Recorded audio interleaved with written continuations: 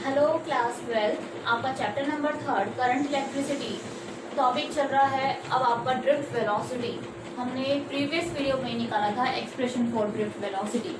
Drift velocity का जो आपका एक्सप्रेशन आया था, ड्रिफ्ट वेलोसिटी को लिखते हैं वीडी से, और इसका एक्सप्रेशन आया था E by M into tau average, यही आया था, जिसमें ई का मतलब है charge on electron, E electric field, M is the mass of electron and tau relaxation time and VD drift velocity। ठीक है, आपको अच्छे से पता होना चाहिए। E का मतलब charge on electron, E electric field, E is your electric field, M mass of electron, tau relaxation time। Most of the students को इन सिंबल्स के मतलब भूल जाते हैं क्या होता है। VD drift velocity, drift velocity. ठीक है, अब आपको ये एक्सप्रेशन, अच्छा इलेक्ट्रिक फील्ड का एक एक्सप्रेशन होता है E is equals to V by L। V is your potential, L is your length of the conductor.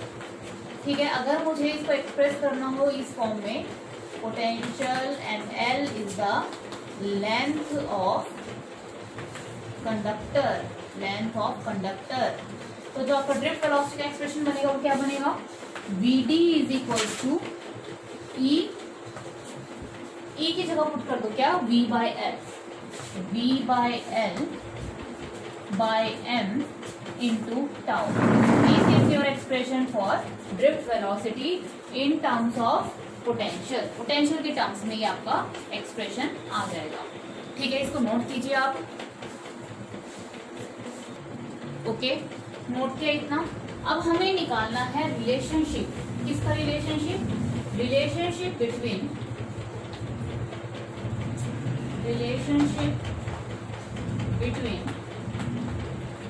Drift velocity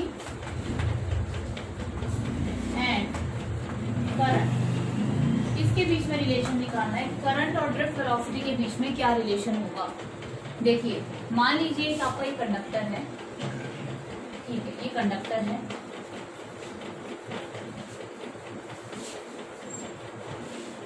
इस कंडक्टर की लेंथ है L। कंडक्टर के अंदर क्या होते हैं, कंडक्टर के अंदर होते हैं फ्री इलेक्ट्रॉन्स, ये चीज तो सभी को पता है। ठीक, यहां पर मैं लिख लूं N, इस छोटे वाले N का मतलब है number of electrons per unit volume. क्या मतलब है छोटे वाले N का, number of electrons per unit volume. तो number of electrons per unit volume करीबन करीब होते हैं 10 की power 29 electrons per metre cube, कुछ ऐसा सा एक जनरलाइज्ड है हमारे पास observation. Number of electrons per unit volume, इसे ही हम कहते हैं नंबर डेंसिटी। क्या कहते हैं इसे हम, number density, number of electrons per unit volume. ठीक है, कंडक्टर के अंदर क्या होते हैं, फ्री इलेक्ट्रॉन्स। ठीक है, वही यहाँ पे फ्री इलेक्ट्रॉन्स हैं। ठीक है, फ्री इलेक्ट्रॉन्स जहां चलेंगे करंट उसके अपोजिट डायरेक्शन में होगा। ठीक है, अब मुझे करंट का ड्रिफ्ट वेलोसिटी के साथ एक्सप्रेशन निकालना है। मान लीजिए आपके पास एक ये क्रॉस सेक्शन है, यहां से कुछ इलेक्ट्रॉन्स पास करते हैं। ठीक है, तो ये क्रॉस सेक्शन है, यहाँ से जितने इलेक्ट्रॉन्स यहां से यहां क्रॉस करेंगे, इस एरिया क्रॉस करेंगे, उतने इलेक्ट्रॉन्स यहां से क्रॉस कर जाएंगे। ठीक है, किस वेलोसिटी के साथ चलेंगे, ड्रिफ्ट वेलोसिटी के साथ। ठीक है, मान लिया इसने टाइम कितना लिया, टी टाइम, कितने वेलोसिटी के साथ चले, ड्रिफ्ट वेलोसिटी के साथ कितना टाइम लिया, टी टाइम। ठीक है, तो आप ये बताइए यहां से जब यहां तक चार्ज या फिर इलेक्ट्रॉन्स पास किए तो टोटल कितना चार्ज गया, टोटल कितना चार्ज ट्रांसफर हुआ। तो कैसे निकालोगे, charge D Q, charge is equal to charge passing through cross section, charge passing through cross section is equals to कितने नंबर ऑफ इलेक्ट्रॉन्स गए वो, है ना, कितने नंबर ऑफ इलेक्ट्रॉन्स गए वो, multiply by the charge of electrons multiply by the number of electrons multiply by the charge of electron, है ना, कि भाई कितने चार्ज ट्रांसफर, कितने चार्ज पास हुआ, एक इलेक्ट्रॉन के ऊपर कितना चार्ज था, मल्टीप्लाई बाय कितने इलेक्ट्रॉन गए, उतना ही तो चार्ज ट्रांसफर होगा। ठीक है, नंबर ऑफ इलेक्ट्रॉन्स, अब हमें ये निकालना है number of electrons, charge of electron. ठीक है भाई, तो चार्ज हमने लिख दिया D Q, charge of electron is E, इसको लिख दिया मैंने नंबर ऑफ इलेक्ट्रॉन्स। ठीक है, यहां तक इसको नोट कीजिए। इसको देखिए आप, N number of electrons per unit volume, ऐसे लिख सकते हो इसको, N is equals to number of electrons per unit volume. आपको निकालना क्या है, number of electrons. Number of electron की वैल्यू क्या आएगी, number of electron is equals to N multiply by the volume, N multiply by the volume. Volume N का तो N is your number density. Volume, conductor का volume, मान लीजिए इस conductor की लेंथ ए है, इसका area of cross section A है, तो क्या मैं लिख सकती हूँ ए मल्टीप्लाई बाय द, अच्छा ए, इसने इतना डिस्टेंस ट्रेवल किया ना, इतने में निकालना है हमें, तो डिस्टेंस क्या होता है, distance is equals to velocity या स्पीड इनटू टाइम। कितनी स्पीड के साथ चल रहे हैं, ड्रिफ्ट के साथ, वी डी इंटू टी। तो क्या मैं ऐसे लिख सकती हूँ A into V D into T, ये मिला के क्या बनता है, volume. Area multiply by the distance, area multiply by the area की यूनिट मीटर स्क्वायर, डिस्टेंस की एम, मतलब metre square into M, metre cube, volume की मीटर क्यूब ही तो होती है। Area multiply by the V D into T, आपके पास क्या आ गया, वॉल्यूम। तो नंबर ऑफ इलेक्ट्रॉन्स की वैल्यू कितनी आ गई आपके पास, N A V D into T. ठीक है, आप थोड़ा सा चार्ज निकाल रहे हो, थोड़े से टाइम के लिए निकाल रहे हो, तो डी टी। ठीक है, थोड़ा सा चार्ज निकाल रहे हो, तो D Q is equals to E, number of electrons, number of electron की वैल्यू पुट कर दीजिए, N A V D D T. ठीक है, ओके। अब देखिए ये डी टी इसके नीचे आ जाएगा, क्या आ जाएगा, D Q by D T is equals to N E A V D, D Q by D T, the rate of flow of charge is called current, I is equals to NEAVD। आ गया ना relationship between current and drift velocity. Current और drift velocity के बीच में क्या relation होता है, I is equals to NEAVD, where N is your number density, number of electrons per unit volume, E charge of electron, A area of cross section of this conductor, VD is your drift velocity। ठीक है, तो मैंने फिर से देखिए एक बार क्या किया, इस क्रॉस सेक्शन का एरिया है, इसका एरिया ऑफ क्रॉस सेक्शन है, थोड़े से टाइम इंटरवल के लिए निकाला, तो थोड़े से टाइम इंटरवल के लिए निकालोगे तो चार्ज भी कितना होगा, थोड़ा। चार्ज कैसे निकालोगे, नंबर ऑफ इलेक्ट्रॉन्स का चार्ज ऑफ इलेक्ट्रॉन्स मल्टीप्लाई कर दीजिए। नंबर ऑफ इलेक्ट्रॉन्स एन क्या होता है, number of electrons per unit volume, तो नंबर ऑफ इलेक्ट्रॉन क्या आ गया यहाँ से, एन इंटू वॉल्यूम। वॉल्यूम को क्या लिख सकते हो, area multiply by the length, यानी area multiply by the distance. Distance को क्या लिख सकते हो, V D into D T. ये वैल्यू यहाँ सब्स्टिट्यूट कर दी, तो सब्स्टिट्यूट की तो टी नीचे चला गया, D Q by D T, current I equals to N A V D. This is the relation between current and drift velocity. आया समझ में, I equals to N A V D. ठीक है, इसको नोट कर लीजिए, पहले कर लिया, आगे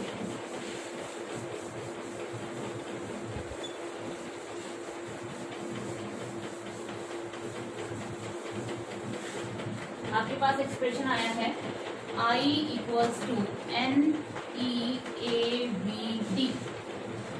वी डी की वैल्यू होती है E by M into tau, या फिर मैं लिखूँ V D is equals to E by M, और ई को लिख लो वी बाई एल। अभी बताया था ई को मैं वी बाई एल भी लिख सकती हूँ, इंटू टाउ। इस वाली वैल्यू को यहाँ सब्स्टिट्यूट कर दो।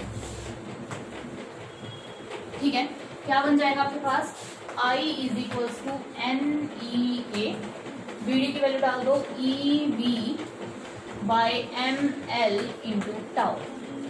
ठीक है, क्या बन गया यहाँ से, कुछ कट रहा है नहीं, I is equals to N E into E square A V by M L into tau.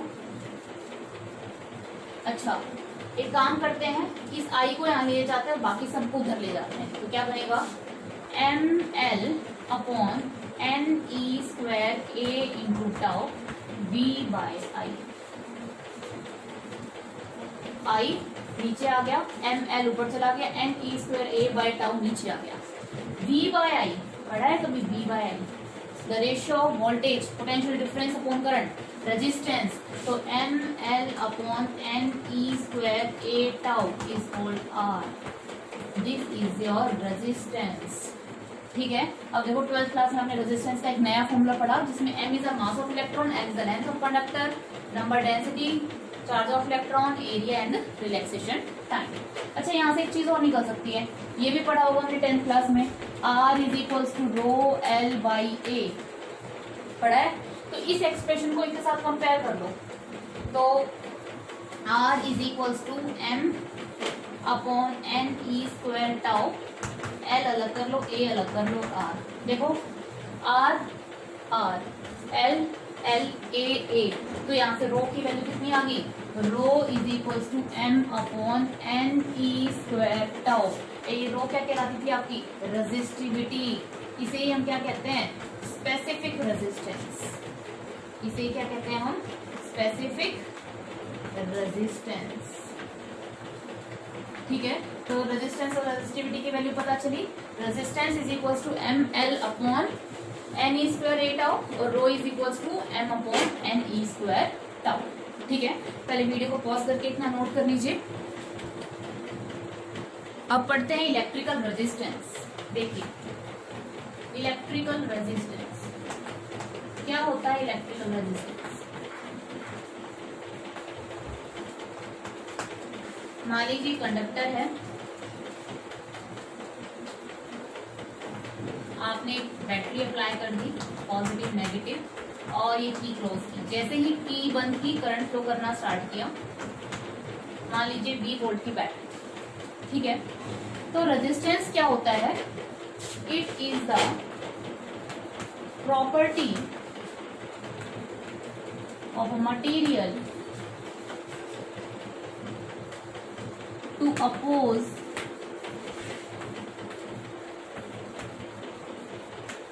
the flow of current। ये एक ऐसी प्रॉपर्टी है जो करंट का क्या करती है? अपोज करती है। R is equals to V by I, यही डेफिनेशन है।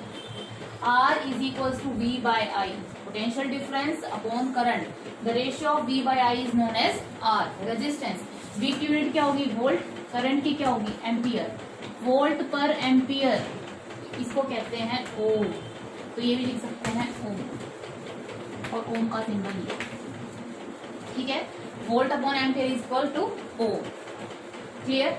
यहां से R की वैल्यू आई थी आपके पास, R is equal to ml upon Ne² A tau. ठीक है, अब ये देखिए रेजिस्टेंस आपका किन किन फैक्टर्स पे डिपेंड कर रहा है। ठीक है, रेजिस्टेंस आपका किन किन फैक्टर पे डिपेंड कर रहा है? अगर कंडक्टर की लेंथ चेंज कर दोगे, रेजिस्टेंस चेंज हो जाएगा। एरिया चेंज कर दोगे, ये भी चेंज हो जाएगा।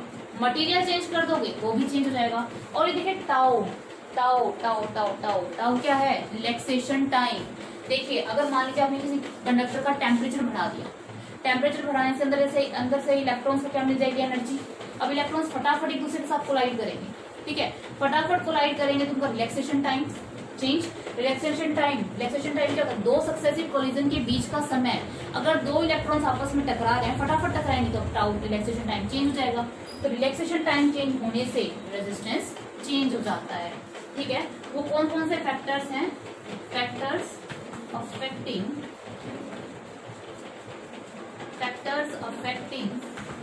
The electrical resistance.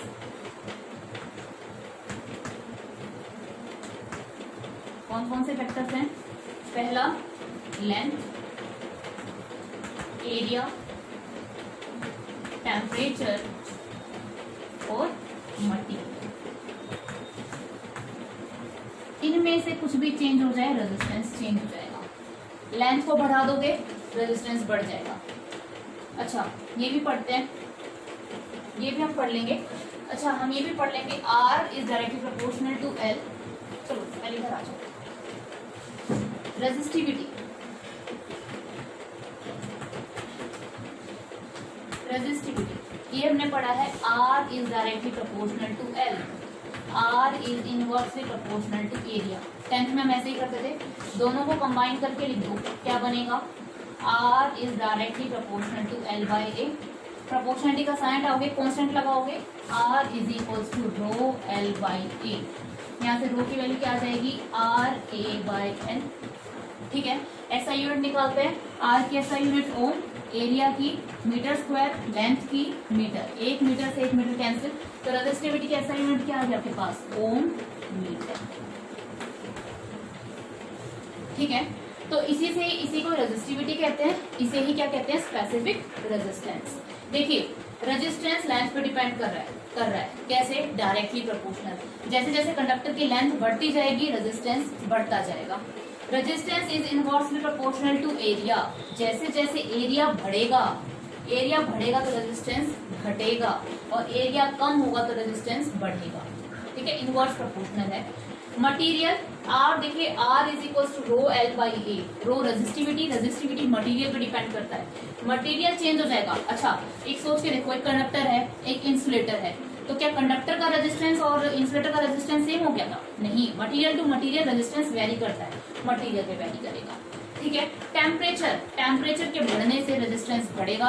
हम अलग अलग जो हमारी कमिंग्स वीडियो आएंगी, नेक्स्ट कमिंग वीडियोस, उसमें देखना टेम्परेचर का भी हम अलग अलग मटेरियल पे इस पे प्रभाव पड़ेंगे। वैसे तो मैंने आपको बता दिया ना कि जैसे टेम्परेचर बढ़ा तो दो इलेक्ट्रॉन्स के बीच में कोलिजन्स का टाइम कम हो जाएगा, कोलिजन्स का टाइम कम होगा तो रिलैक्सेशन टाइम घटेगा, ये घटेगा तो रेजिस्टेंस बढ़ेगा।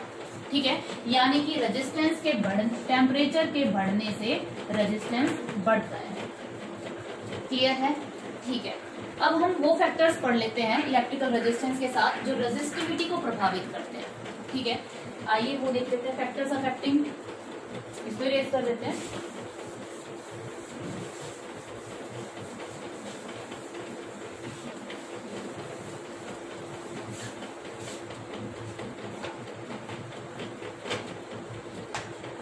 Factors affecting the resistivity.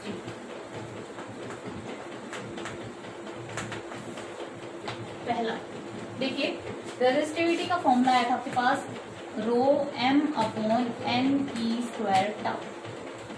देखिए क्या ये L पे डिपेंड कर रहा है, क्या ये A पे डिपेंड कर रहा है? तो आप लिख सकते हो it do not depend upon dimension, bracket में लिख लो लेंथ एरिया पे ये इंडिपेंडेंट होता है। इट डिपेंड अपॉन मटेरियल, हाँ मटेरियल चेंज होगा तो रेजिस्टिविटी चेंज हो जाएगी। कॉपर की अलग मिलेगी, सिल्वर की अलग मिलेगी, एल्यूमिनियम की अलग मिलेगी, मटेरियल टू मटेरियल रेजिस्टिविटी अलग हो जाती है। Third, it depend upon temperature. देखिए टेम्परेचर पे होगा, क्यों? क्योंकि जैसे जैसे टेम्परेचर बढ़ेगा तो टेम्परेचर के बढ़ने से कोलिजन्स का टाइम, बीच में इलेक्ट्रॉन्स के कोलिजन का टाइम घट जाएगा, रिलैक्सेशन टाइम घट जाएगा। तो देखिए रिलैक्सेशन टाइम पे डिपेंड कर रहा है, तो रेजिस्टिविटी आपकी प्रभावित होगी। ठीक है, किस फैक्टर पे कौन से मटेरियल के लिए किस तरह से होती है, मेटल्स के लिए किस तरीके से होगी, इंसुलेटर के लिए किस तरह से होगी, वो हम 1 बाय 1 डिस्कस करेंगे। मेटल्स के लिए, इंसुलेटर्स के लिए, एलॉयज के लिए, ठीक है, सेमीकंडक्टर्स के लिए, ये सब हम इसमें पढ़ेंगे। तो आपको समझ में आया कि लेंथ के बढ़ने से रेजिस्टेंस बढ़ता है, एरिया के बढ़ने से रेजिस्टेंस घटता है, टेम्परेचर के बढ़ने से रेजिस्टेंस बढ़ता है, मटेरियल के चेंज होने से रेजिस्टेंस चेंज हो जाता है। ठीक है, लेंथ और एरिया रेजिस्टिविटी पे डिपेंड नहीं करते, मटेरियल टू मटेरियल ही वेरी करता है, और ये टेम्परेचर पे भी डिपेंड करता है। समझ में आया आपको आज का टॉपिक?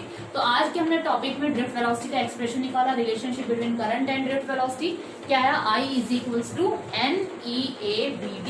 R की वैल्यू कितनी आई, R is equals to ML upon NE square A tau. Factors affecting पढ़े रेजिस्टेंस के, इसके फैक्टर्स अफेक्टिंग पढ़े रेजिस्टिविटी के, इनके SI यूनिट के बारे में डिस्कस किया। ठीक है स्टूडेंट्स, अगर आज की वीडियो में आपको कोई डाउट है तो मुझसे कमेंट बॉक्स में पूछ सकते हैं। Thank you so much.